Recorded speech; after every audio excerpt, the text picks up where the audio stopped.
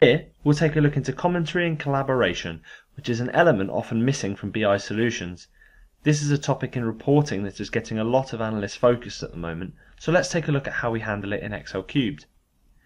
Firstly, it's important to point out that commentary and collaboration is fully governed, and you can determine who can comment, who can't comment, and who can read comments very granularly.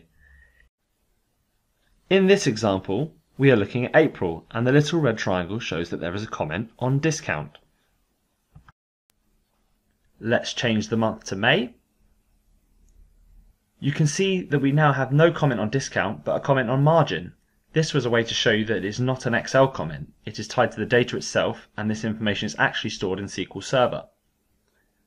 When I hover over this comment, you can see there are a few comments that have been entered. If I want to see those comments more clearly, I can right-click, go to XLCubed, and then Comments, and this will show us the complete history.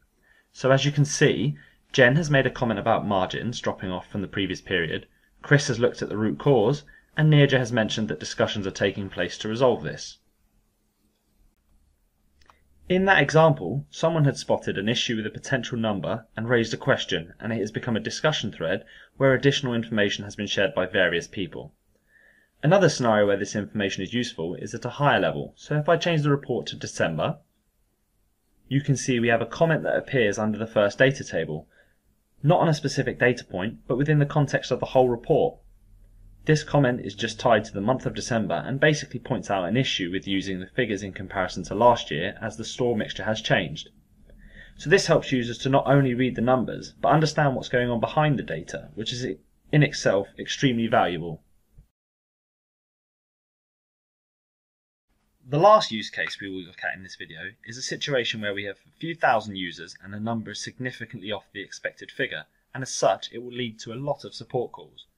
What you can do to stop that situation is explain it at source.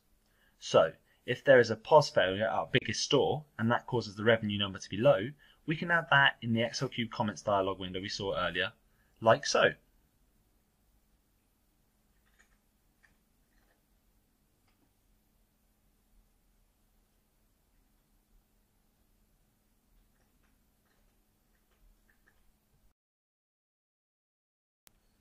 Okay, I have made the comment, and as you can see, it shows up in Excel.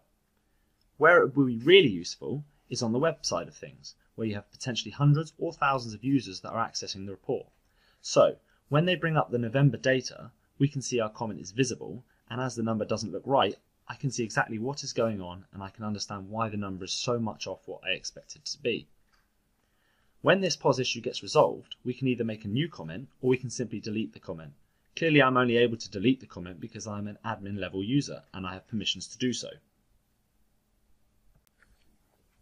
So, I have removed it, and you can see the red triangle has gone from the web.